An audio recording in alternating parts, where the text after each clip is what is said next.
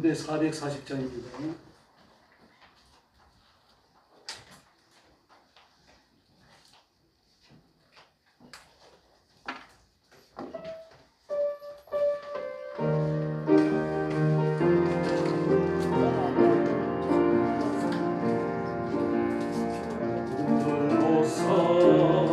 널 넘는 자들의 말길 아름답도다 평화 전하며 복된 소식을 외치네 주 말씀 되시네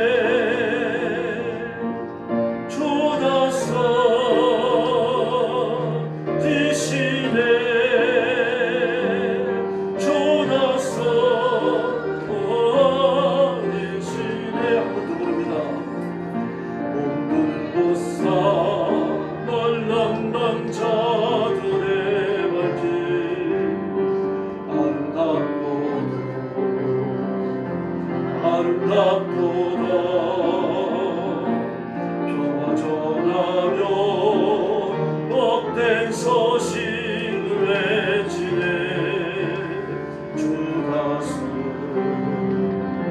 되시네 주 다스 되시네 주 다스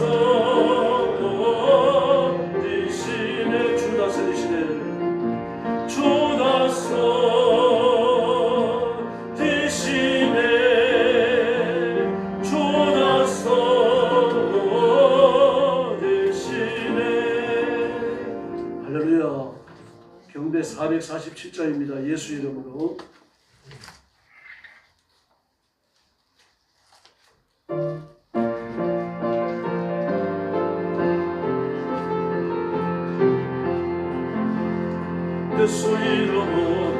예수 이름으로 승리를 얻었네 예수 이름으로 승리를 얻었네 할렐루야 예수 이름으로 나갈 때 우리 앞에 누가 서리요 예수 이름으로 나갈 때 승리를 얻었네 아멘 예수님을 따라 어디든 가리라 예수님을 따라 어디든 가리라 할렐루야 예수님을 따라 나갈 때 태양 빛이 비치도 예수님을 따라 나갈 때 밝은 내일인데 예수 이름으로 마귀는 쫓긴다 예수 이름으로 마귀는 쫓긴다 할렐루야 예수 이름으로 나갈 때 너가 나를 괴롭히리요 예수 이름으로 기도할 때 악마는 쫓긴 3절 부릅니다 예수 이름으로 마귀는 쫓긴다 아멘 예수 이름으로 마귀는 쫓긴다 할렐루야 예수 이름으로 나갈 때 너가 나를 괴롭히리요 예수 이름으로 기도할 때 악마는 쫓긴다 할렐루야. 예수님 이름으로 나가면 내가 승리할 줄로 믿습니다. 보라 내가 세일을 행하리라. 몇 장입니까? 423장요. 454장. 보라 내가 세일을 행하리라.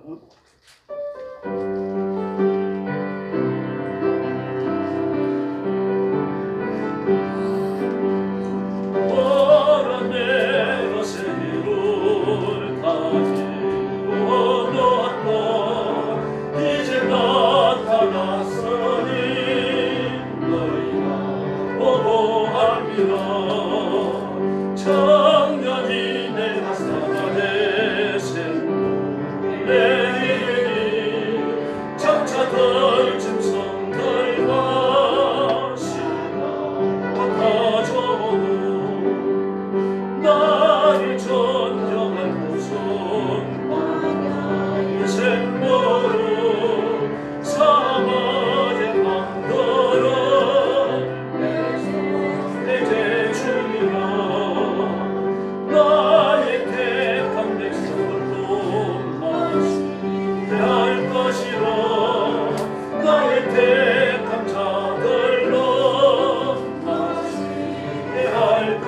1절 부릅니다.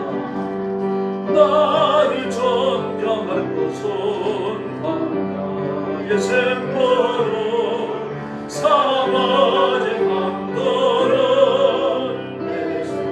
내 제철이라 나의 택한 백성으로 마시게 할 것이라 나의 택한 자들로 마시게 할 것이라. 할렐루야. 이 복이 예수님의 이름으로 이루어졌고 또 앞으로 영원히 누리게 될 줄로 믿습니다. 찬송가 175장입니다. 신랑 되신 예수께서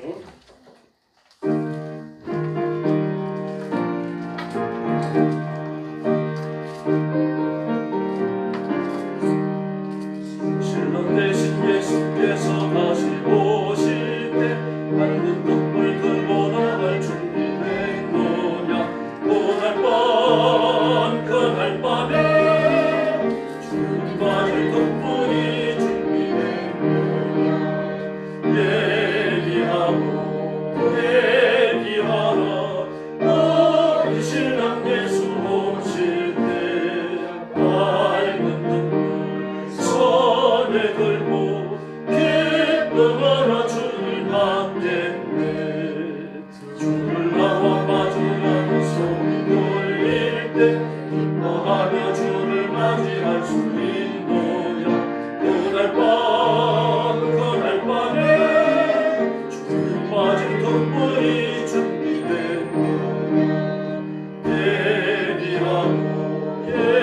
예비하라 우리 신랑 예수 오실 때 밝은 등불 손에 들고 기쁨으로 주를 맞겠네.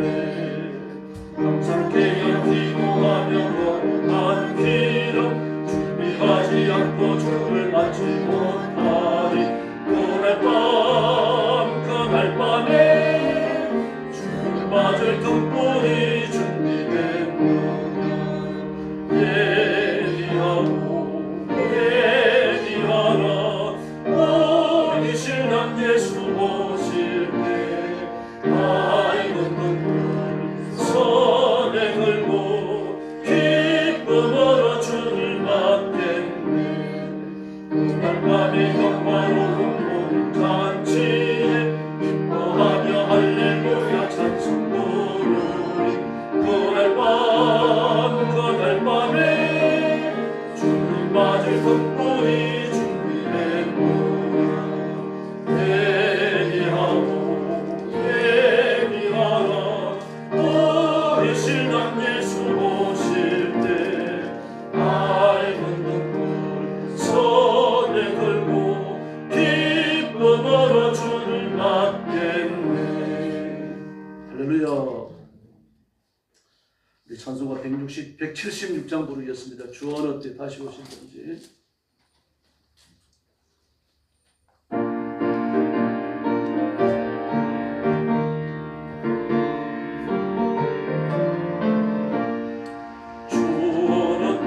다시 오실는지 아는 이가 없으니 눈 밝히고 너는 깨어 있어 주를 반겨하져라. 주 안에서 우리 몸과 마음이 깨끗하게 되어서 주 예수님 다시 오실 때에 기쁨으로 맞아라. 주가 다시 오신다면 부끄러움 없을까. 잘하였다 주님 칭찬하며 우리 맞아 주실까.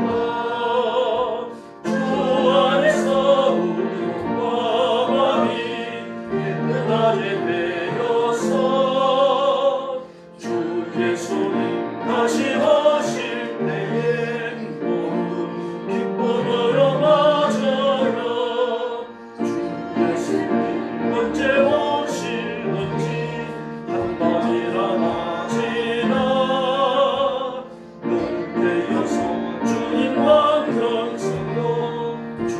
영광 보겠네.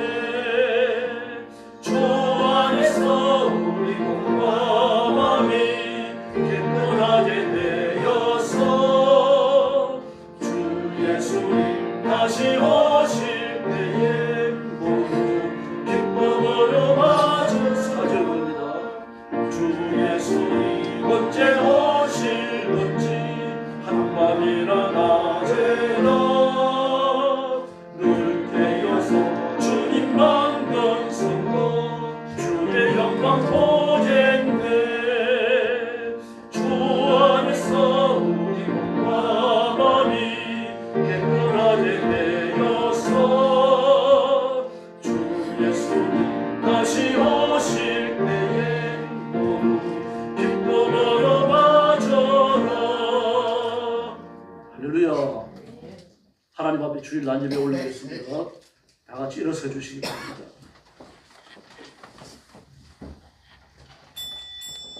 묵상 기도 드리겠습니다.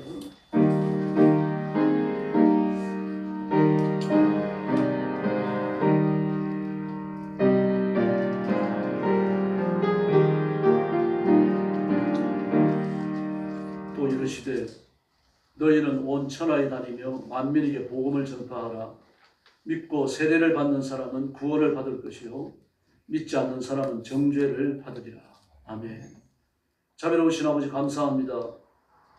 죄와 허물로 죽은 저희를 불러 그리스도의 보혈로 씻겨 하나님의 자녀를 삼으시고 의인이 되어 하나님의 일을 하게 해주셨으니 감사합니다. 오늘 아침도 엎드려서 구원의 하나님, 창조의 하나님, 심판의 하나님께 영광과 경배를 바칩니다. 하나님 앞에 제물처럼 자신을 들여 헌신하며 주일 아침에 경배하는 성도들을 품으시고 하늘문을 활짝 여시고 복을 내려 주시옵소서.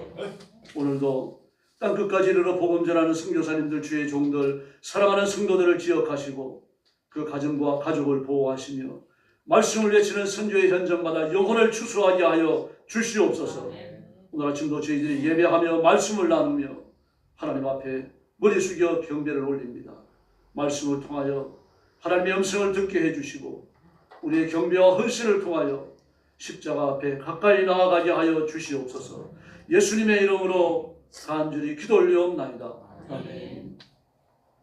찬송가 제3장 부르겠습니다.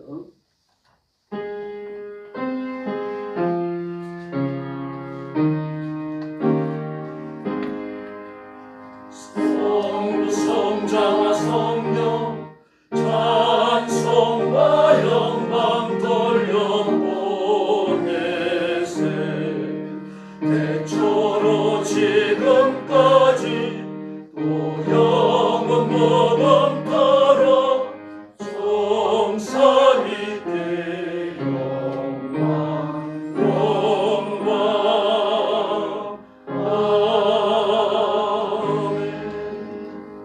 성시교독 시 95편 주보에 있습니다. 오라 우리가 여호와께 노래하며 우리 구원의 반석을 향하여 즐거이 외치자. 우리가 감사함으로 여호와는 크신 하나님이시요 모든 신들보다 크신 왕이시기 때문이로다. 땅의 깊은 곳이 그의 손 안에 있으며 하늘의 높은 것도 그의 것이라. 바다도 그의 것이라. 그가 만드셨고 육지도 그의 손이 지으셨도다. 오라 우리가 높여 경배하며 우리를 지으시고 여호와 앞에 무릎을 꿇자. 그는 우리의 하나님이시요 우리는 그가 기르시는 백성이며 그의 손이 돌보시는 양이기 때문이다. 아멘. 우리 수여서 신앙 고백하겠습니다. 나는 전능하신 아버지 하나님 천지의 창조주를 믿습니다. 나는 그의 유일하신 아들 우리 주 예수 그리스도를 믿습니다. 그는 성령으로 잉태되어 동정녀 마리아에게서 나시고 본디오 빌라도에게 고난을 받아 십자가에 못 박혀 죽으시고 장사된 지 사흘 만에 죽은 자 가운데서 다시 살아나셨으며 하늘에 오르시어 전능하신 아버지 하나님 편에 앉아 계시다가 거기로부터 살아있는 자와 죽은 자를 심판하러 오십니다. 나는 성령을 믿으며 거룩한 공교회와 성도의 교제와 죄를 용서받는 것과 몸의 부활과 영생을 믿습니다. 아멘. 앉으셔서 250장 찬송 드리겠습니다.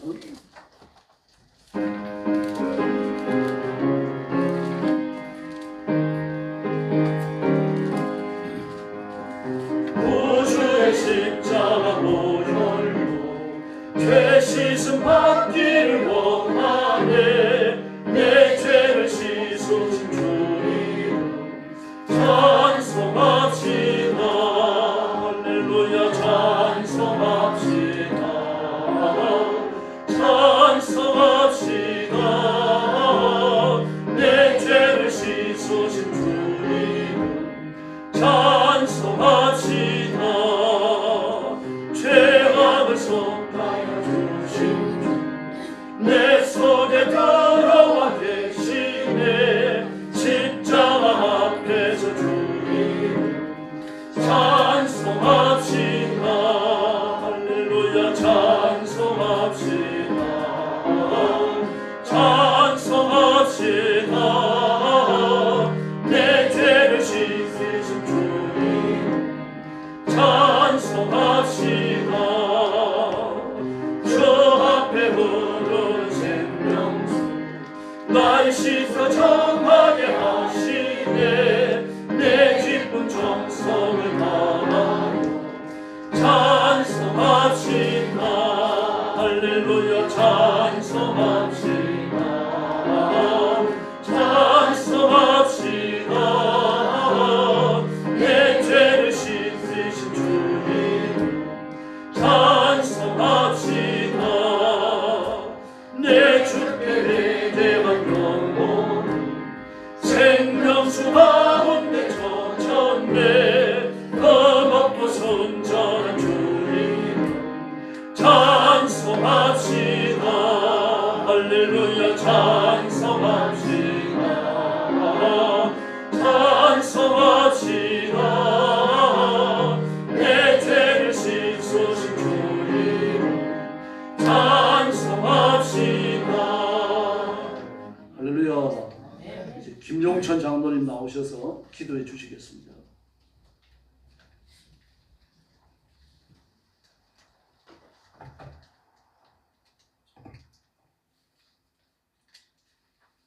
기도하겠습니다. 할렐루야. 존귀와 영광을 받으시기에 합당하신 아버지 하나님, 거룩한 주일 주님의 전에 모여 함께 예배 드릴 수 있도록 저희를 원근각지에서 부르시고 인도해 주셨음을 감사드립니다. 각자의 자리에서 흩어져 살다가 다시 믿음의 공동체로 한마음 되어 모일 수 있는 은혜가 얼마나 큰 복인지 다시금 깨닫게 하시니 아버지 하나님 감사합니다.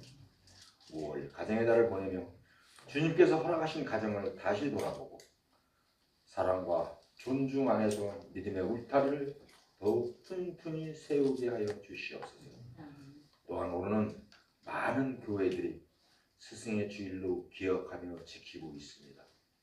다음 세대를 품고 기도하며 말씀으로 양육하는 교사들의 눈물과 수고가 헛되지 않도록 주님의 위로와 격려를 더 입혀 주시옵소서. 그들이 오늘 예배 가운데 주님의 음성이 선명하게 들려지게 하시고 찬양과 기도, 말씀 속에 깃든 하나님의 마음을 깊이 경험하게 하여 주시옵소서. 온유하시고 참으시는 자비의 주님, 이 시간 저희들 회개의 기도를 드립니다.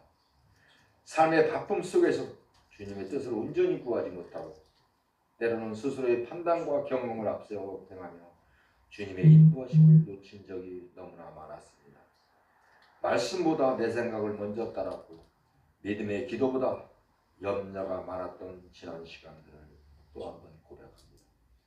서로를 사랑하라고 하셨으나 쉽게 내가 판단하고 허물을 덮기보다는 드러내기에 바빴던 저희의 말을 주님 앞에 내려놓습니다. 가정 안에서도 인내하지 못하고 가까운 이들에게 상처 주는 말과 태도를 반복하며 그 모든 책임을 상황 탓으로만 돌렸던 저희의 연약함을 아버지 하나님 긍휼히 여겨 주시옵소서. 주님께서는 용서하시는 은혜로 저희를 새롭게 하시고 이 시간 이후부터는 주의 말씀을 삶의 기준으로 삼고 사랑과 온유함으로 서로를 섬기는 믿음의 열매를 맺게 하여 주시옵소서. 역사를 다스리시는 공의 하나님 아버지, 이 나라를 주님께 올려드립니다. 이 땅이 겪고 있는 정치적 갈등과 경제적 위기, 세대 간의 분열과 지역 간의 대립, 문화적 혼란 속에서 참된 질서와 회복이 다시 자리잡게 하여 주시옵소서. 특별히 이제 6월에 있을 대통령 선거를 앞두고 기도드립니다. 선거가 공정과 정직의 원칙 위에 진행되게 하시고 국민 개개인이 책임 있는 마음으로 투표하게 하시며 스스로를 높이는 자가 아닌 백성을 두려워하며 섬기는 마음을 가진 자가 지도자로 세워지게 하여 주시옵소서. 나라의 미래가 인간의 계획이 아니라 하나님의 주권 아래에 있음을 믿사오니 주님께서 친히 이 나라를 안바를 주장하여 주시고 하나님을 경외하는 지도자로 세워지도록 인도하여 주시옵소서. 교회의 머리가 되시는 주님, 우리의 영광교회를 사랑하시고 지금까지 지켜주셨음을 감사드립니다. 말씀 위에 굳게 서서 흔들리지 않는 교회 되게 하시고 세상 가운데서도 그 빛을 잃지 않고 복음을 전하는 공동체로 살아나가게 하여 주시옵소서. 예배와 양육, 전도와 선교, 섬김과 돌봄의 사이에 균형 있게 이루어지게 하시고 각 부서마다 맡겨진 자리에서 기쁨으로 섬기게 하여 주시옵소서. 저희의 삶을 친히 돌보시는 목자 되신 우리 예수님, 저희 성도들의 하루하루의 삶이 주님의 은혜 없이 살아갈 수 없음을 고백합니다. 삶의 자리를 지키며 믿음을 놓지 않으려 애쓰는 성도들에게 위로와 힘을 허락하여 주시고 경제적 어려운 가운데 있는 가정에는 피할 길과 공급의 손길을 열어주시옵소서. 직장의 불안, 자녀의 진로, 가정의 갈등, 건강의 문제 등 말 못할 수많은 무게를 감당하는 성도들의 마음을 살피시고 오늘 예배를 통해 다시 한번 하나님의 뜻을 바라보게 하여 주시옵소서. 특별히 이제 가정의 달을 보내며 부모와 자녀 사이에 믿음의 대화가 이루어지게 하시고 서로의 마음을 이해하며 세워지는 가정이 회복되게 일어나게 하여 주시옵소서. 병상에 있는 이들에게는 육신의 회복을 더하여 낙심한 이들에게는 소망의 말씀을 허락하여 주시옵소서. 오늘도 주의 말씀을 대언하시는 목사님을 위해 기도합니다. 오늘 단위에 서셔서 하나님의 말씀을 선포하실 때 성령의 충만함을 부어주시고 말씀이 능력 있게 선포될 수 있도록 입술을 주장하여 주시옵소서. 그 말씀을 받는 성도들의 마음이 기경된 밭처럼 준비되어 그 말씀이 깊이 뿌리 내리고 삶으로 자라가게 하여 주시옵소서. 사자 목사님의 가정을 평안으로 더듬혀 주시고 맡은 사역을 넉넉히 감당할 수 있는 체력과 지혜와 사랑을 불어넣어 주시옵소서. 보이지 않는 곳에서 예배를 위해 수고하는 모든 이들의 손길을 기억하여 주시옵소서. 사장으로 또한 예배를 이끄는 반주자로 안내와 주방봉사, 헌금위원, 재정부대까지 각자의 자리를 기쁨으로 지키는 이들에게 하늘의 은혜를 더하여 주시고 그들의 섬김이 헛되지 않게 도와주시옵소서. 예배의 신용을 주님께 맡겨드리며 우리를 구원하신 예수 그리스도의 이름으로 기도를 사옵나이다. 아멘.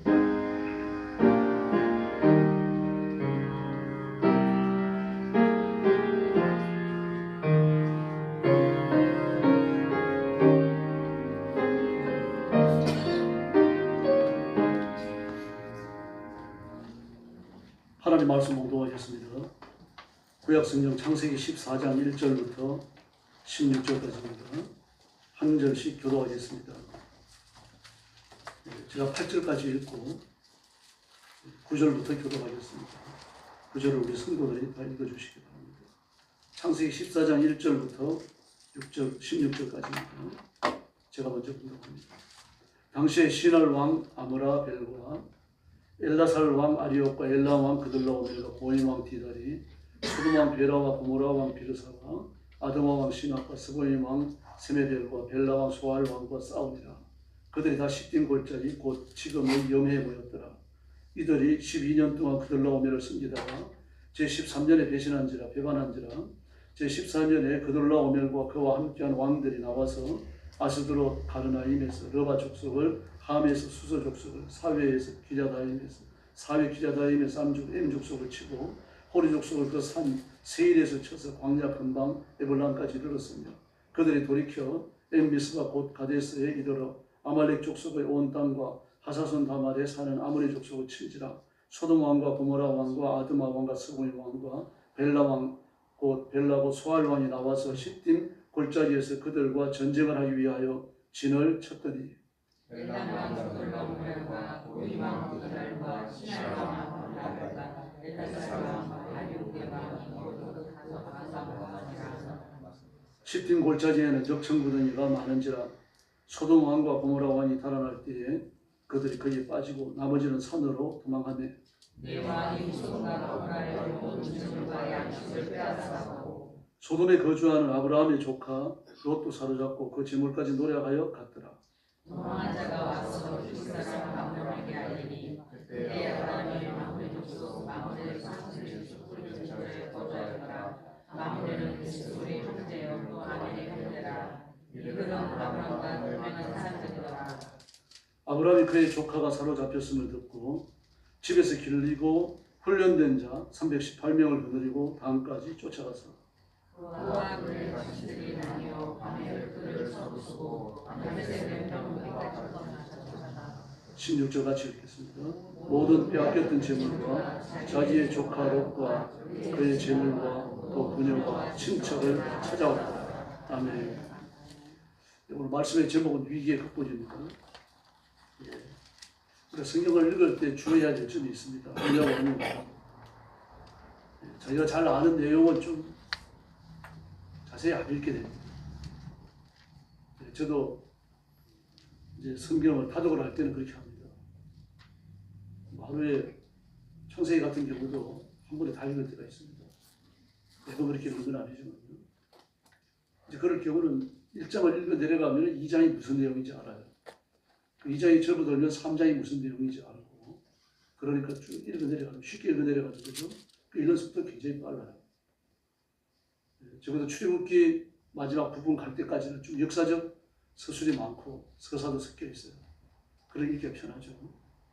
이제 그러면서 내용을 알고 있으니까 이미 아는 내용이 요약이 돼가지고 머릿속에 저장되어 있죠. 그러고 앞으로 무슨 내용이 펼쳐질지 알죠. 그러니까 별 깊이 없이 성경을 읽게 됩니다. 또 많은 분량을 읽게 되고요. 이제 이런 걸 주의해야 됩니다. 또 뿐만 아닙니다. 여러분이 성경에 관한 역사적 사실에 대한 설교를 많이 들었잖아요.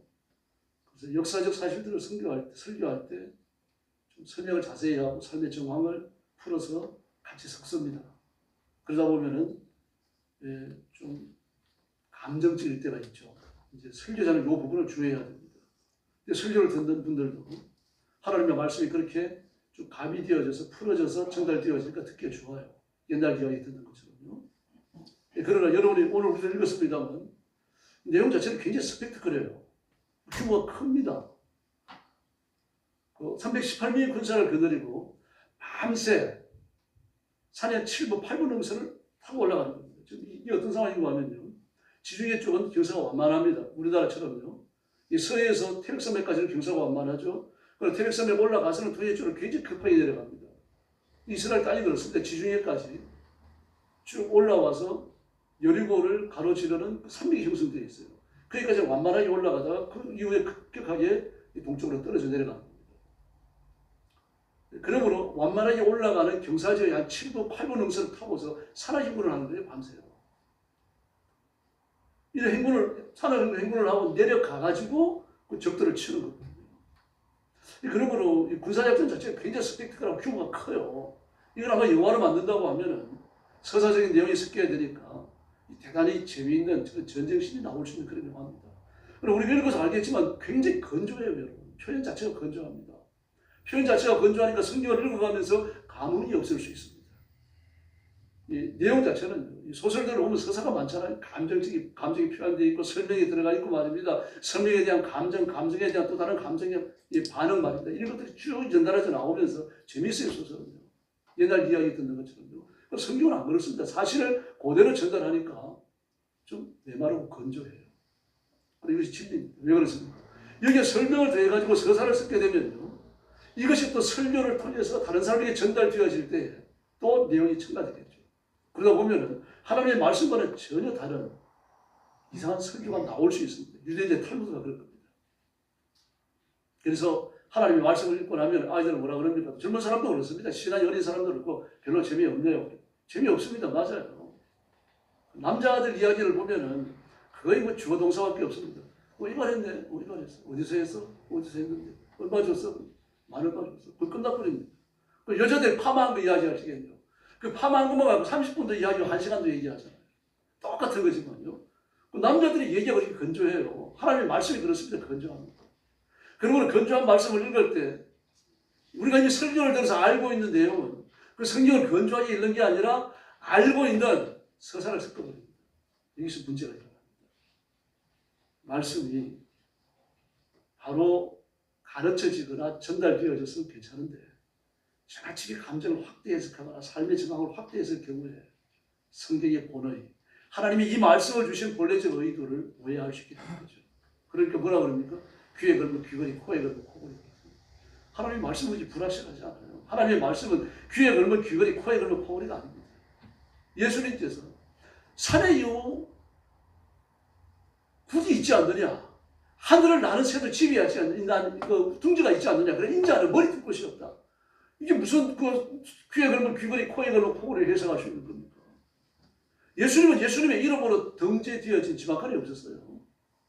뭐 그렇다고 해서 가난하다는 뜻이 아닙니다. 그 말씀 하나를 붙들고 예수님이 가난했다, 성경시대 사람은 다 가난했다, 주의 정도는 가난해야 된다, 성도들은 물질을 탐해서 안 된다, 막 그렇게 지나치게 확대합니다. 성경은 그 말씀을 하실 때 그렇게 가난하게 살라는 그런 뜻이 아니에요. 근데 가난에 관한 교훈을 던지면 막 감동도 옵니다. 왜 그렇습니까? 유교의 전통적인 선비사상과 다 있기 때문에요. 그 선비사상과 예수님께서 인자는 머리 둘 곳이 없다 말씀하신 것과 전혀 맞지 않아요. 주님이 머리 둘 곳이 없도다라고 하신 말씀은요, 가장 큰 의미는 나는 이 땅의 사람이 아니라는 뜻입니다. 하나님이시고 인간의 몸을 입어서 잠깐 사명을 감당하러 이 땅에 오셨고 다시 죽었다가 살아난 이후에는 하나님 나라 가야 된다는 걸 말씀하시는 겁니다. 여러분도 마찬가지입니다. 땅의 사람이 아닙니다. 여러분은 대한민국의 주민등록증을 가지고 있지만 천국 백성인 줄로 믿습니다. 그러므로 하나님의 이익과 천국의 가치와 세상의 가치가 부딪힐 때 여러분은 세상의 가치를 포기하셔야 돼요. 영생의 가치, 천국의 가치를 붙드셔야 되는 겁니다. 이걸 붙들고 있다가 보니까 세상의 가치를 추구하는 사람들과 부딪힐 거 아니에요. 그 과정에서 죽을 수도 있는 겁니다. 그때는 깨끗하게 생명을 포기해야 돼요. 이게 순교입니다. 그게 뭡니까? 인자는 머리 둘 곳이 없도다예요. 그 말씀을 하고 계시는 겁니다. 주님 자신의 가치관을 이야기하는 겁니다. 이런 나를 따라올 수 있겠느냐? 그 말씀을 하시는 거죠. 오늘 여기도 마찬가지입니다.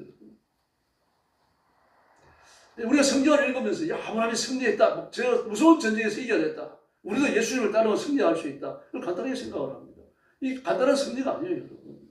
요셉을 봐라. 막 꿈을 갖고 기도했더니 총리 대신에 되지 않았느냐. 그건 맞는 말입니다. 여러분 요셉이 총리 대신에 뒤에까지 얼마나 지난한 생활을 해왔는지 아시지 않습니까? 그걸 왜 생략을 합니까? 아마 우리가 요셉의 위치에 들어갔다고 하면 12번도 더 믿음을 포기했을지 모릅니다.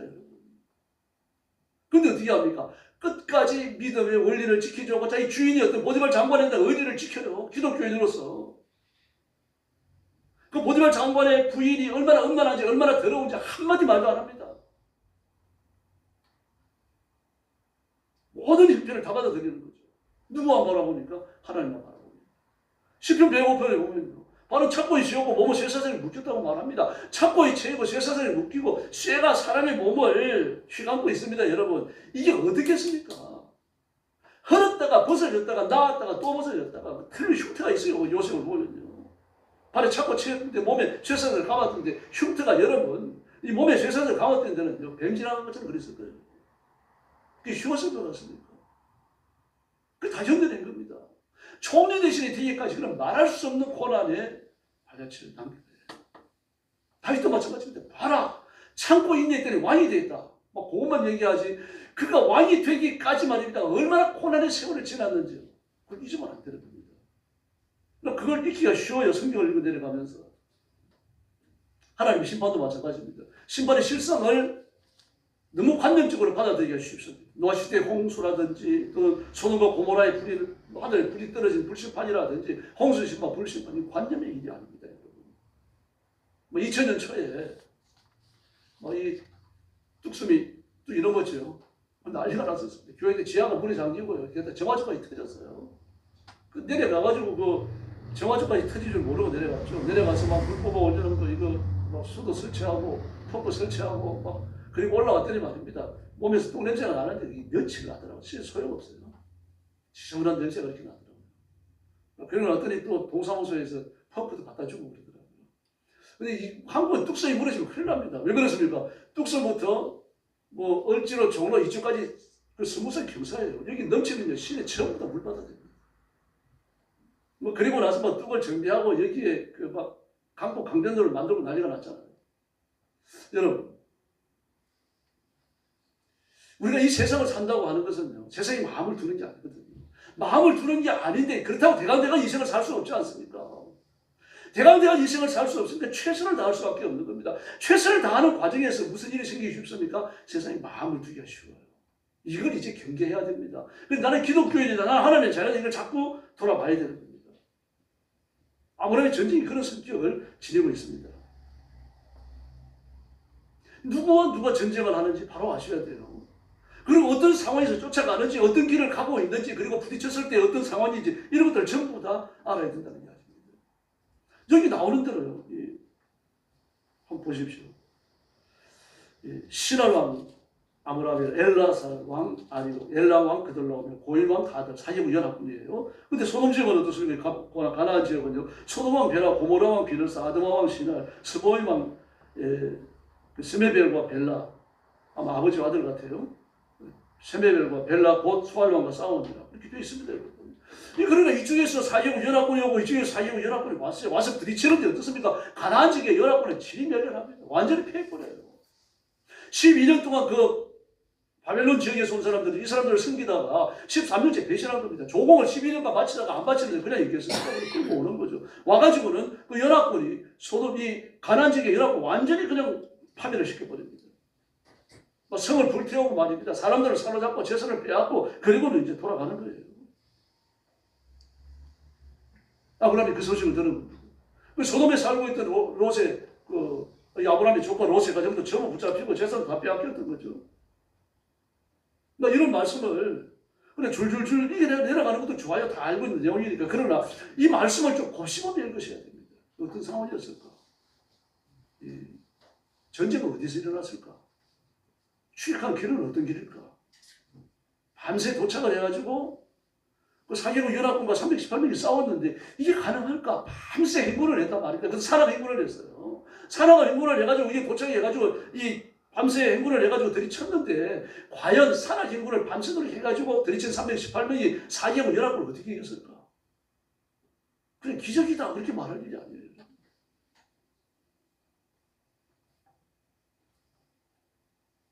이 사개국 연합군은 갈대아 우르에서 왔잖아요. 바벨론에서 왔어요. 우리가 잘 아는 대로 바벨론은 굉장히 문화가 발전된 곳입니다.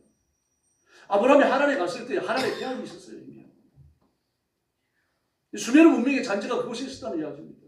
우리가 잘 아는 대로 수메르 문명은요, 이 성경의 문명, 모세가 하나님의 말씀을 기록했는데 그 이전에 이미 문자를 가지고 있었잖아요. 놀라운 문명이에요. 그 잔재가 그 가나안 지역이 아니라 그 바벨론 지역, 갈대아 우르 지역에 다 퍼져 있었습니다. 하란에 대학이 있었다니까요. 얼마나 문명이 발달되는지 알 수 있지 않습니까? 그 지역에서 사개국 연합군이 모였어요. 근데 가나안은 어떻습니까? 그게 비할 바가 안 되죠. 문명과 문화의 발전이라는 여러 가지 짝이 없어요. 그럼 한번 생각해 보시기 바랍니다. 문화가 발전되고 문명이 발전된 곳에 사는 사람들이 더 잘 삽니까? 아니면 문화가 덜 발전된 곳에 사는 사람이 더 잘 삽니까? 미국 사람들이 부자입니까? 한국 사람이 부자입니까? 이거 보면 알잖아요. 미국 사람이 부자입니까? 중국 사람이 부자입니까? 이거 말할 것도 없어요. 미국인들은 개인 GDP가 8만 5천 불이에요. 8만 5천 불. 엄청난 돈을 벌어요.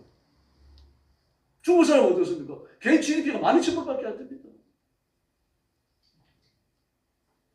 그게 좀 문명과 문화의 진보가 직결적으로 나와있죠. 미국은요, 전 세계 지식의 70%를 보고해요. 중국은 미미합니다. 훔쳐가는 거 잘하지만 그 외에는 하는 게 없어요. 그러니까 갈대아 이 지역이 말입니다. 그 수메르 문명이 영향을 받고 있었던 갈대아 문명을 가지고 있었던 이 지역은 잘 살아요. 가난지가 못 살죠. 못 사니까 군사도 약할 수밖에 없어요. 그러니까 아브라함이 그 부족한 인간 부족을 지키는 군사가 318명밖에 안 됐어요. 그리고 가신이라고 표현합니다. 가신은 여러분 개인 뭐 경호병이라고 하는 그런 의미도 있겠습니다만 결국 여기서는 어떻습니까? 부족을 지키기 위한 부족의 병사예요. 한 국가에 해당되어집니다. 그 군사가 318명밖에 안 됩니다. 근데 여기 갈대아굴에서 온 나라는 그 나라들은 사개국연합군이에요. 그래서 고대 문명사를 연구하는 사람들은 갈대아 연합군들이 적어도 수만이 됐을 거라고 말합니다. 수만은 됐을 것이다. 그러므로 318명의 군사가 밤새 산악인군을 해가지고 산비탈 한 7번 8번 억선을 쫓아 올라가서 왜 쫓아 올라갑니까? 이 밤새 행군을 해가지고 이 갈대아 지역에서 온 군사를 친다라는 소식이 전해질까봐 그 소식이 전해지지 않는 말을 피해가지고 산악인군을 해가지고 했거든요. 그 밤새 달려가서 내리친 겁니다. 어쩌고 얘기했습니까? 우리 내용을 알고 있으니까 아브라함이가 말할 수 있겠죠. 그러나 그게 간단하지가 않아요. 더구나 전쟁에 지고 나면 전쟁 프로가 필연적으로 발생해요. 그 전쟁 프로는요 참혹한 일을 합니다. 가가지고요. 근데 여자는 다 잡아가고 어린아이도 잡아갑니다. 노인들은 그냥 놔둘 수도 있고 죽일 수도 있어요. 장정들은 다 죽입니다. 여자들은 끌려가면 아이를 낳을 수 있고 아이들은 자라가지고 전사가 되거든요. 그 여자와 아이들요. 노인 할머니도 안 잡아갑니다. 젊은 여성들 어린 여자아이들 잡아가는 거죠. 그 잡아가고 장년들을 잡아가는 경우가 있습니다. 그럼 군인들이에요. 되게 군인들이 전쟁 프로로 끌려갑니다. 끌려가면 장교부터 사병이 일까지 골고루 나눠줍니다. 하인으로 노예로 부리라고요. 그리고도 나오면요 평민들에게 나눠줘요. 로마가 전쟁을 얼마나 많이 했든지 많은 전쟁 프로를 잡아왔습니다. 이게 장교도 나누어주고 사령도 나누어주고 건사할 길이 없으니까요. 그 로마 시민들이 나눠줘요. 그래서 로마는요 전체 시민의 70%가 노예였어요. 전부 전쟁 노예입니다. 교회를 위해서도 봉사하지만요. 이 당시는 주로 국가 소속의 전쟁 노예는 뭐 길을 닦고 보수하고 도시를 건설하고 막 이러는데 말입니다. 뭐 길이 없는 산악에다가 길을 내는데 이런 데 가서 노역을 하다가 죽어요. 노예 현장에서 많이 죽습니다. 이게 노예 운명입니다. 아브라함이 이걸 잘 알아요. 근데 자기의 조카가 막 전부 다 사로잡혀갔죠. 소돔성에 살고 있고 고모라성에 살고 있는 사람들도 뭐 젊은 사람들 다 잡혀갔죠. 재산 다 빼앗겼죠. 특별히 그 마음을 아프게 하는 게 뭡니까? 전쟁 노예죠. 전쟁 프로입니다. 가면 노역생활을 하다가 일생 그렇게 살다가 공사 현장에서 죽는 거예요. 그걸 알고는 군사를 일으켰는데 318명. 에스곤이 집에 좀 도와줍니다. 몇십 명 안 됩니다. 다 해야 500명 안 돼요. 근데 그들이고 어디로 갑니까? 쫓아가는 겁니다. 오늘 11절 12절에 보니까 내 왕 4개의 국가에서 온 왕이 소돔과 고모라의 모든 재산과 양식을 빼앗아가고 소돔에 거하는 아브라함의 조카 롯도 사로잡고 그 재물까지 노력하여 갔더라. 여기 정말 놀라운 건 뭡니까? 아브라함이 그 소식을 듣고 두려움 없이 군사를 일으켰다는 거예요. 계산 안 했습니다. 이게 놀라운 거예요. 정신이 나갔든지 하나님의 군대에 붙들렸든지 둘 중에 하나입니다. 그렇지 않으면 이럴 수가 없습니다. 이 자기가 일으킬 수 있는 군사적인 힘하고 사개국 연합군의 힘 그것도 말입니다. 이 전부 다 이 가나안을 도력을 내고서 전부 사로잡고 빼앗아 가지고 막 원기 왕성해갖고 성기의 기운이 도취해갖고 지금 돌아가고 있는 분들입니다. 어느 쪽이 사기가 충천하겠습니까? 그러면 이런 출발을 풍기면 도저히 쫓아갈 수가 없는 거예요. 근데 아브라함은 어떻습니까? 군사 318명을 일으키고 에스골이 집에서 조금 원조를 받아가지고 500명이 안 되는 군사를 그대로 쫓아가는 거예요. 지금.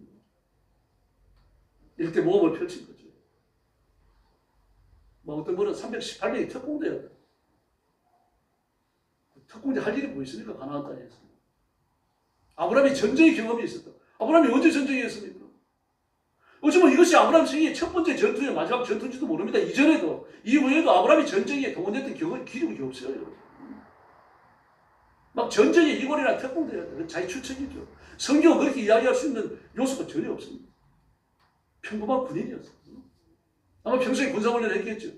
저기 쳐들어오면 어떻게 해야 된다. 막 전술 훈련도 하고 그랬을 겁니다. 막 A조, B조 나눠가지고 A조가 치면은 B조가 뒤를 맞춘다. 그리고 30분이 지나고 나면 A조와 B조가 이렇게 교대를 하고 B조는 다시 이렇게 뭐 정비를 한다. 뭐 이런 식의 여러 가지 전술을 막 했을 겁니다.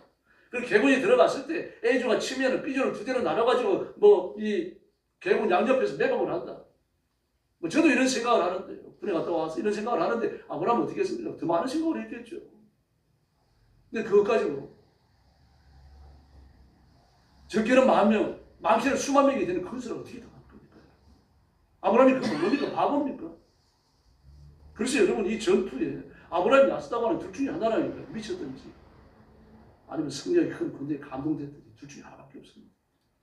기도원처럼 받습니다. 그럼 그들로 오면 이끄는 연합도 오만했습니다. 막 원전까지 와가지고 가나안 지역을 막 전부 다 무찌르고 막 파멸시키고 그리고 모든 걸 다 빼앗고 나니까 말입니다. 사실 통치권을 회복했잖아요. 그 가나안 땅에서 이 바벨론 땅에서 여기까지 400km가 넘어요.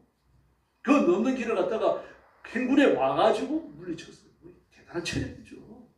그 당시에 400km가 넘는 길을 걸어갖고 와서 온 겁니다. 지금요. 400km가 넘는 길을 걸어갖고 왔는데도 그 땅에서 말입니다. 전쟁을 방비하고 있는 가나안을 갖다가 완전히 초토화시키고 있습니다. 전투력이 굉장하다는 걸 알 수 있겠죠. 또 뿐만 아닙니다. 마귀가 막 강력하게 후원하고 있는 겁니다. 아브라함을 통해서 이렇게 하나님의 구원을 봉쇄하고 무너뜨리기 위해 갖고 말이야 총 출동을 한 겁니다. 마귀도 그 졸개들, 악한 영들을 이끌고 막. 그리고 막 바벨론에서 온 지역 사람들, 그 배후에서 말이야 강력하게 역사한 것이 틀림없어요.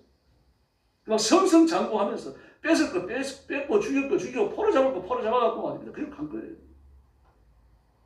통치권을 회복하고 나니까 막 기고만장한 거죠. 이제 끝났다. 또 조건이 온다.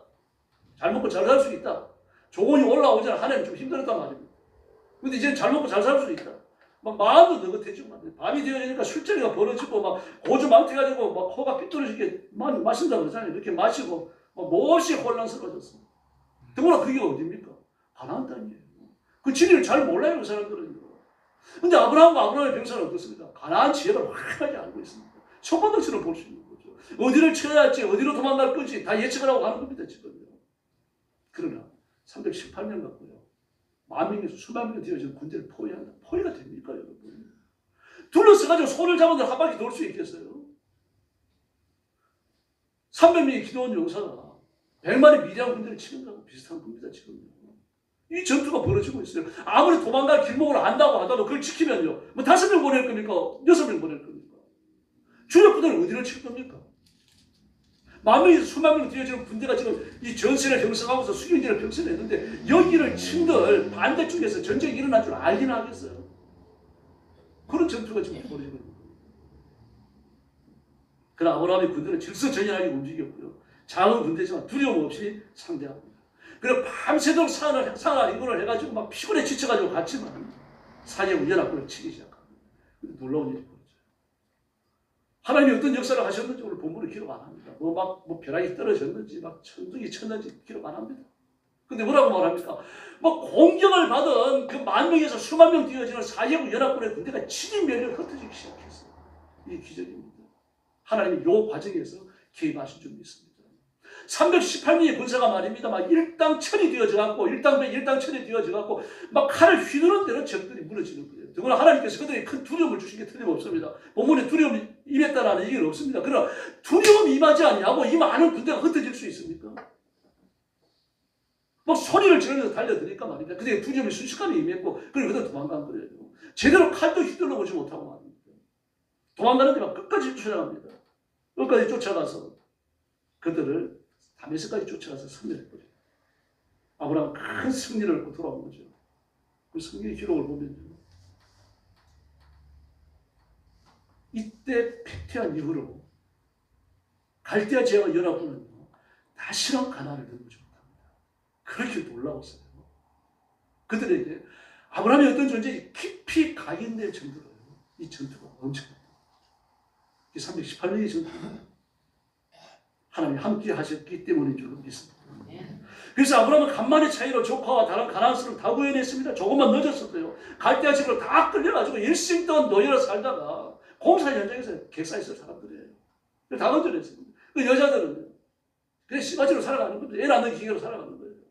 아이들도 자라나가지고 바벨론의 군사가 되는 것이 그밖에 다른 길이 없어요. 그러면 전쟁에서 얻어진 것은 놀라운 승리는 우연이 아닙니다. 첫째는 하나님의 도우심인 줄로 믿습니다.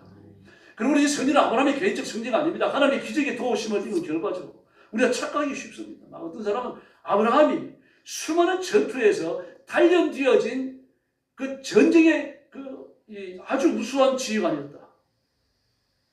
그리고 아브라함의 용병술이 뛰어났다. 여러분, 이게 지금 언제입니까? 주전 1500년경이에요. 1500년, 이제 1500년 경경입니다. 아브라함이 가나안에 들어갔을 때니까요. 주전 1500년경입니다. 이 당시에는요, 전쟁이 일어나면 누가 이깁니까? 머리 숫자 많은 사람이 이기는 겁니다. 뭐 칼을 휘두르고 창을 찌르고 말입니다. 그리고 화살을 날리고 이거밖에 더 있습니까? 총이 있습니까? 대포가 있습니까? 미사일이 있으니까 뭐가 있습니까? 그러므로 머리 많은 사람이 이길 수밖에 없습니다. 318명이 쳐들어왔습니다. 상대는 10,000명에서 수만 명이에요. 그러면 오열 횡대로 서가지고 밟아도 뒤집거든요. 이들이 침당을 지을 이유가 어디 있습니까? 깔짝깔짝 하는 것밖에 안 된다는 이야기입니다. 그러나 전쟁이 일어나니까 이들이 침대를 흩어지기 시작해요. 도망가기 시작합니다. 하나님의 역사가 아니고 이런 일이 일어날 수가 없는 거죠. 그리고 아브라함은 승리합니다. 그러므로 아브라함이 개인적인 우수성이나 뛰어난 용병술, 아브라함의 가신들, 그 전사들의 용기가 홀로 빚어낸 그런 결과가 절대로 아닙니다. 하나님이 일으키신 기적인 줄로 믿습니다. 그래서 여러분이 나라와 민족을 위해서 기도하셔야 돼요. 하나님 155마일 휴전선을 지켜주시고 900마일 해안선을 지켜주십시오. 필요해 돼요. 군인들이 쉬고 인터넷을 하고 훈련을 받고 뭘 하든지 하나님 앞에 엎드려 은혜를 구하는 군인들 되게 해주십시오. 기도하셔야 돼요. 하나님이 지켜주셔야 됩니다. 김정은에 미쳐놓으면요, 제가 여러분 죽기 살기도 지금 전쟁 일으킬 수 있습니다. 왜 그렇습니까? 김정은은 지금 죽을 날짜 받아놨잖아요. 죽을 날짜 받아놨습니다. 얼마 못 살아요. 이왕 이렇게 된 거 전쟁이나 한번 이렇게 보자. 핵보다 나는 터뜨립니다. 북한이 망한다고 하더라도 남한도 같이 망해요. 이 일을 막으실 분은 하나님밖에 없으신 줄로 믿습니다. 나 어떤 사람은 북한의 가지고 있는 무기체계, 남한의 무기체계를 막 정밀하게 다루고 있고, 그리고 오키나와의 비행기가 뜨면 평양에 몇 초에 도달하고, 그리고 또 뭐 괌에 있는 핵 잠수함이 뜨면 뭐 언제 도달하고, 도달할 필요가 어디 있습니까? 핵을 쏘는데요. 몇 초면 끝나버려요, 여러분. 물론 우리도 미사일을 쏘고 난리가 나고 오키나와에서 비행기가 뜨고 말입니다. 그리고 핵 잠수함이 오고 난리가 나겠죠. 전쟁이 일어났는데요. 이미 핵이 떨어졌는데 어떡하란 말입니까? 핵이 안 떨어졌을 때 얘기죠. 김정은이 미치는 건 잠깐이에요, 여러분. 그러나 하나님께서 은혜를 주심으로 전쟁이 억제되고 있는 줄로 믿습니다. 지금 우리나라가 하는 거 보십시오. 막 유럽이 러시아가 겁이 나니까 말입니다. 전 세계 무기를 사러 다니는데 무기 파는 데가 없습니다. 우리나라 말고는. 물론 일본도 팔고 팝니다만 우리나라 무기가 비교하면요. 어린아이와 어른 같은 거예요. 총알도 우리나라가 만드는 총알이 아주 우수합니다. 정말 우수해요. 외국에서 만드는 총알은. 일본도 총알 만들고 미국도 총알 만들고 여러분 총알 만드는 데 많아요. 그러나 저는 뭐 게임들 깡패들 쓰는 총알 만드는 데도 있어요. 그러나 그 총알이요. 분명히 그 관역을 놓고서 쐈는데 제자리가 잘 안 맞아요. 이 관역을 맞추는 정확한 이 사격입니다. 그 총을 쐈을 때 타겟을 끌어 넘어뜨리는 그 강력한 그 정확도요. 한국 총알이 최고라고 말합니다. 한번 생각하면 조금 죄송하기도 하는데 죽이는 거잖아요. 뭐 그래도 지키는 의미가 있으니까. 여러분 재래식 무기에 있어갖고요. 한국이 당할 자가 없어요. 당할 자가 없더라도 핵 하나 떨어지면 끝나는 겁니다. 하나님이 민족을 지금까지 지켜주셨고 앞으로도 지켜주셔야 할 줄로 믿습니다. 여러분 우리도 지금 그들나오면 이 가나안을 침략한 것처럼요. 그런 위험이 앞에 우리가 서 있습니다. 정치의 혼란을 보십시오. 여야를 보자면요. 여기서 나오는 정치의 대립에 어떤 소망을 찾아올 수 있습니까? 없어요. 여러분. 전부 다 도둑이 키재기죠. 그 정치인들 중에서 제정신 가지고 있는 사람이 얼마나 있습니까? 전부 다 개인적 이익에 똘똘 뭉쳐갖고 말입니다. 정당한 이익에 똘똘 뭉쳐갖고 전부 다 백성들을 이용하죠. 백성을 위한다, 뭐 국가를 위한다, 전부 거짓말이잖아요. 자기를 위할 뿐입니다. 자기 정당을 위할 뿐이에요. 정말 백성을 위하는 사람도 없지 않아 있습니다만 드물어요. 경제 침체도 여러분 어렵습니다. 무역지수는 높아갑니다. 그러나 무역지수가 높아가지만 세계 경제 전체가 다운되고 있는데 우리만 부자 될 수 있습니까? 불가능해요, 여러분. 여러분도 보셨겠습니다만 미국은요. 켄터키 프라이드 치킨요. 통당 한 마리 8만 원. 지금 그래 팔려요. 햄버거는 얼마 갔습니까? 우리 비싸야 뭐 10,000원이 저쪽 가잖아요. 3만 원이에요, 미국은요. 연봉이 2억인데 생활보호 대상자예요. 여러분 국민소득, 그 개인의 국민소득 GDP가 막 개인 GDP가 8만 5천 불이에요. 한 달에 얼마 버는 겁니다. 그러면 한 달에 1,000만 원 이상 벌어요. 1년 내내 한 달에 1,000만 원 이상 버는 사람들인데, 그런데 여러분 그렇게 많이 벌더라도 통닭 한 마리 8만 원이고 햄버거 하나 3만 원인데 어떻게 살아갈 겁니까? 죽고 어떻게 참혹합니다만. 여러분, 정치가 나라를 구하는 게 아닙니다. 하나님의 은혜가 나라를 구하는 줄로 믿습니다. 뚝섬을 핫플레이스 그러잖아요. 전 세계 그 무역 정보, 여행 정보 제공하는 그런 웹사이트에 들어가면요, 한국에 오면 반드시 뚝섬이 뜨게 돼 있습니다. 뚝섬이 그냥 핫플레이스가 아니고 모든 세계 여행자들이 한국에 오면 뚝섬을 꼭 들려하는 것을 이해하고 있습니다. 그렇게 굉장한데요. 그런데 부동산 전문가들은 어떻습니까? 뚝섬이 핫플레이스예요. 5년 보고 있습니다. 이 5년에서요. 5년이 지나가면 2년 동안 서서히 무너지기 시작해서 6년째 접어 7년째 8년째 접어들면요, 이 뚝섬 지역의 공실이 50% 넘어 걸어 보고 있습니다. 지금 가로수길이나 경리단길 끝장이 나는 거죠. 지금 뭡니까? 재산 갖고 있는 겁니다. 이제 사람이 하는 짓입니다. 여러분, 하나님 돕지 않으시면 안 됩니다. 하나님 도우셔야 돼요. 하나님의 복을 주셔야 하고 하나님의 살 길을 열어주셔야 할 줄로 믿습니다. 우리가 생각할 때 요거 좀 맞춰봐도 안 되죠. 그러나 하나님께서 살 길이 있는 겁니다. 혼의 밑에 길을 준비해 두셨잖아요. 이스라엘 백성 200만 명이 넘는 사람이 광야에 들어갔는데 입은 옷이 안 떨어지고 신은 신발이 안 달았어요. 40년간요. 만나를 주시고 매출가기를 주시고 반석에서 샘이 나오게 하시고요. 이런 걸 상상하고 가나안에 들어온 사람이 누가 있겠습니까? 광야에 들어온 사람이. 모세는 몰랐어요. 그걸 하나님이 전부 준비해 두고 계신 줄로 믿습니다. 이걸 달라고 기도해야 할 줄로 믿습니다. 이게 하나님의 은혜를 구하는 길입니다, 여러분. 일단 정신적으로도 문제예요. 죄를 짓고도 부끄러운 줄 모릅니다. 범죄 행위 자체에 대해서 무감각해요. 자꾸 정치인들 얘기해서 미안합니다. 사실 그렇잖아요. 정치가 희망이 없어요, 여러분. 아주 잔인하고 뻔뻔하고요. 대형 사고를, 정치인들 말고 대형 사고 치는 사람이 누가 있습니까, 우리나라에. 가정도 해체액 수준에 들어갔죠. 이혼율이 33% 넘어섰어요. 30% 넘어서면서부터 이혼율 안 내죠. 국가 차원에서요. 이혼 통계 안 냅니다. 33% 넘어선 것까지 사설기관에서 냈어요. 20, 30대 이혼율 44%입니다. 강남은요, 이혼과 별거, 조론이라고 그러죠. 이혼과 별거를 합치면요, 67%라고 말합니다. 가정 중에서 6개 내지 7개는, 10개 중에서 6개 내지 7개는 이혼을 했든지 조론을 했든지 그렇다는 얘기입니다. 돈 많은 사람이 그렇다는 얘기죠. 여기서 어떤 소망이 보입니까? 낙심하지 마시기를 바랍니다. 하나님은 자기 백성을 눈동자처럼 지키시고 자기 백성을 위해서라도 그 시대와 그 국가를 구원하실 줄로 믿습니다. 다윗을 보십시오. 다윗은 아무 죄도 없이 쫓겨다니고 미친 짓까지 하면서 생명을 구원했잖아요. 사무엘상 21장 12절을 보니까요, 다윗이 이 말을, 다윗이 그 뒤에서 다시 말해서 이 살기 위해 가지고 지금 도망간 거 아닙니까? 도망갔는데 그 나라에서 배신을 할까봐 두려워하는 말을 엿듣잖아요. 그렇죠? 어떻게 합니까? 적시 미친 척해요. 수염에 침을 흘리고 색깔내는 돌을 가지고 말입니다. 벽이 환치를 하고 말입니다.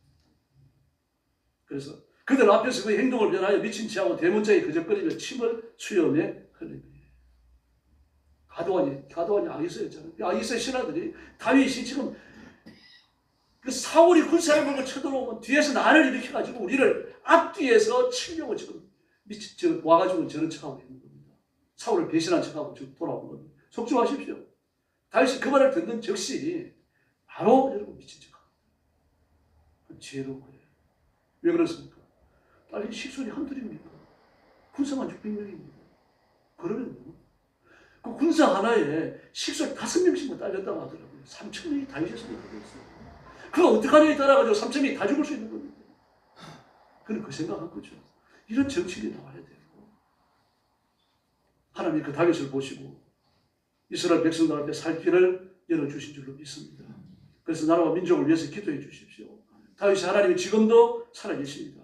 이스라엘 시대에도요, 생명을 걸고 막 자폰을 이겨내면서 싸워서 이겨내니까 이겨지잖아요. 자폰한 사람들 전부 쫓아내고 말입니다. 자폰이 서행하지 못하도록 에셀과 나서가지고 생명을 걸고 싸우니까 싸워지거든요. 히스기야 시대에도 온 힘을 다해가지고 말입니다. 우상 숭배자들과 싸우니까 온 땅에서 산당을 다 허물어버리고 말이에요. 불태워버리고 그런 일들이 일어나지 않습니까? 인도 선교사님 한 번은요, 신장이 병이 들어서 귀국했어요. 고쳐야 된 거예요. 근데 병원에서 못 고친다고 했습니다. 그때 당신 앞으로 살아야 1년 못 삽니다. 그랬어요. 1년 못 삽니다. 그래서 이번에 어디 오셨는가 하면 거기 금식 기도에 들어오셨어요. 용문에 있는 금식 기도. 그 금식 기도에 돌아가지고 하나님 앞에 엎드려 기도하고 제가 거기서 하는 경험식 할때 오셨더라고요. 근데 여러분 30일 만에 깨끗하게 치료받은 줄로 믿습니다. 세속적인 의학은 안 된다고 말합니다. 하나님 된다고 말해요. 그래 그 기도의 힘이죠. 이렇게 하나님이 개입하시면 개인의 문제가 해결돼요. 사회도 개혁되고 민족의 역사도 바꿀 수 있을 줄로 믿습니다. 이렇게 하나님의 도움을 입었고, 그다음에 두 번째는 죽을 힘을 다해 싸웠습니다. 아마 이 중에 318명이요. 그 기도원 때 했던 것처럼 겁나는 사람 오지 마라 그랬습니다. 아브라함은 안 그랬어요. 이 318명 이 사람들이 여러분 사개국 연합군을 이기려고 막 확신하고 간 사람이 몇이나 있겠습니까?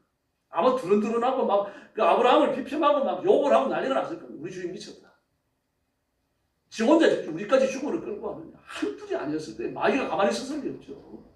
그래 아브라함을 그들을 설득하고 쫓아갔고요. 그래 죽을 힘을 다해가지고 싸웠던 거예요. 다른 전투와 달라요. 역대하 20장에 보면요. 여호사밧과 아람의 엔게디 전투 때는 천사가 와서 싸워줘요. 그 여호사밧이 간단하게 얘기해버리죠. 그럼 아브라함의 전투는 어떻습니까? 그 가신들 318명과 아브라함까지 합쳐갖고 생명을 걸고 싸워요. 그리고 하나님께서 그 전투의 승리를 주신 줄로 믿습니다. 우리 주의 준비가 필요합니다. 기도 좀 더 합시다. 아멘 하십시오. 아멘. 기도 좀 더 합시다. 아멘. 전도도 더 합시다. 아멘. 그 예배 열심히 참석하고 말씀을 아멘으로 받읍시다. 그래서 우리도 또 일어날 수 있습니다. 힘을 얻을 수 있고 하나님의 능력과 권능 기적을 체험할 수 있습니다. 놀라운 역사가 우리 성도들의 삶의 가정에 충만하기를 예수님의 이름으로 축원합니다. 기도하겠습니다. 자비하신 아버지 하나님 감사합니다.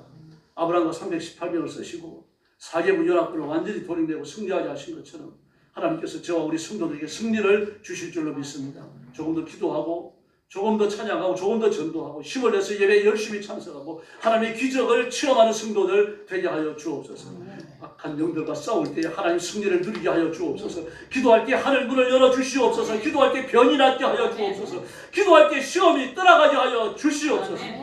가정마다 기적을 체험하게 하시고 사실을 하나님의 능력과 임재를 맛보게 하여 주시옵소서. 예수님의 이름으로 간절히 기도 올리옵나이다. 아멘.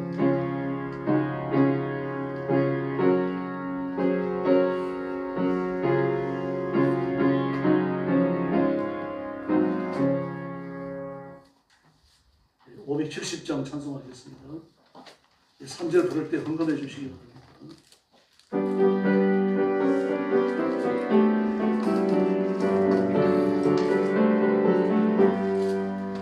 주는 나를 기르시는 목자 나는 주님의 귀한 어린 양 푸른 별과 한 맑은 신의 물가 나를 늘 인도하여 주신다네 주는 나의 좋은 목자 나는 그의 어린 양 나를 따라 꼴을 보여주시 이제 부족함 전혀 없어라 예쁜 죄들 노래하여 나지 몸을 비키는 고울하고네 사랑하는 나의 목자서 나를 언제나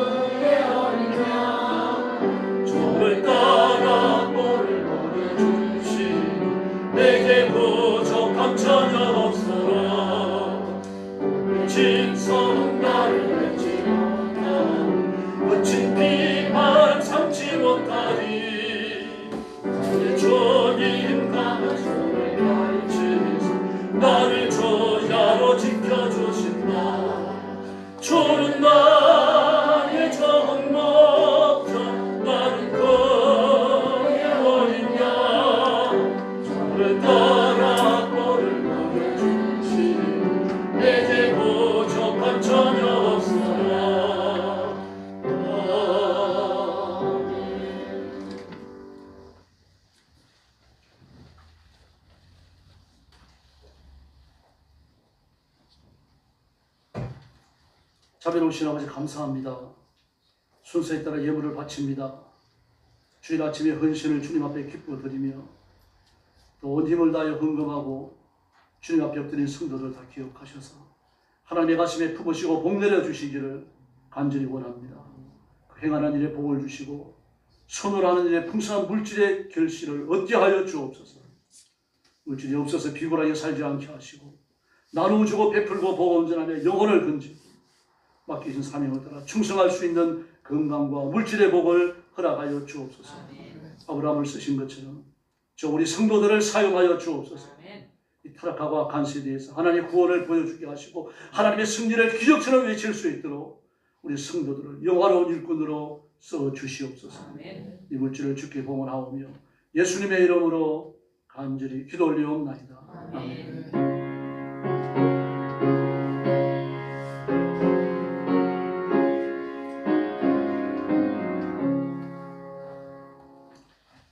교회 소식 알려드립니다.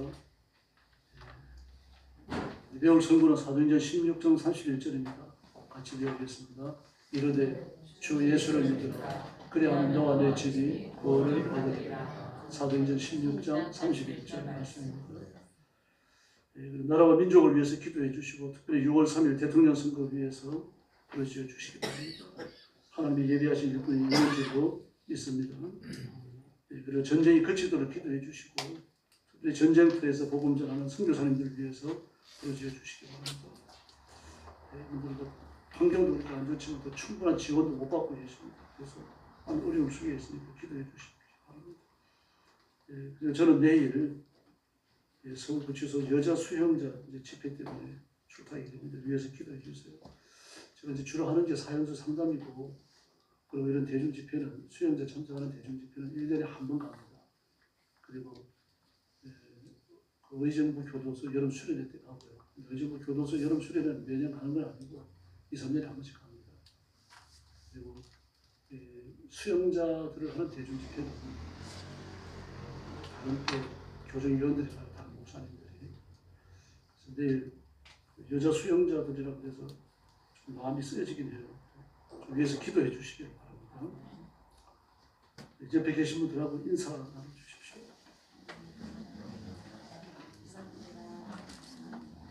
한 번 더 인사하십시오. 하나님은 당신을 사랑하십니다. 할렐루야. 일어나셔서 55장 찬송 후에 축도하겠습니다.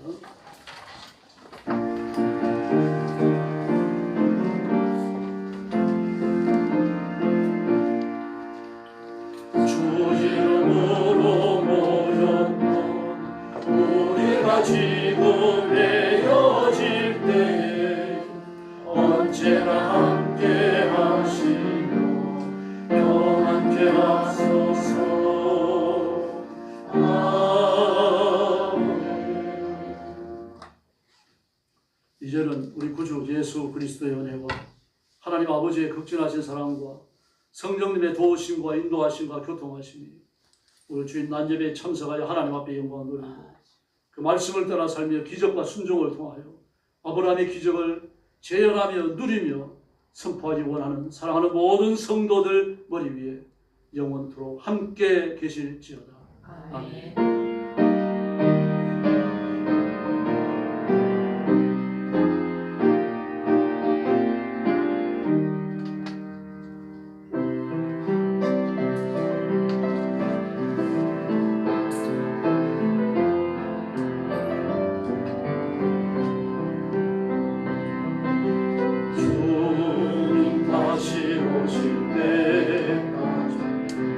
나는 이 길을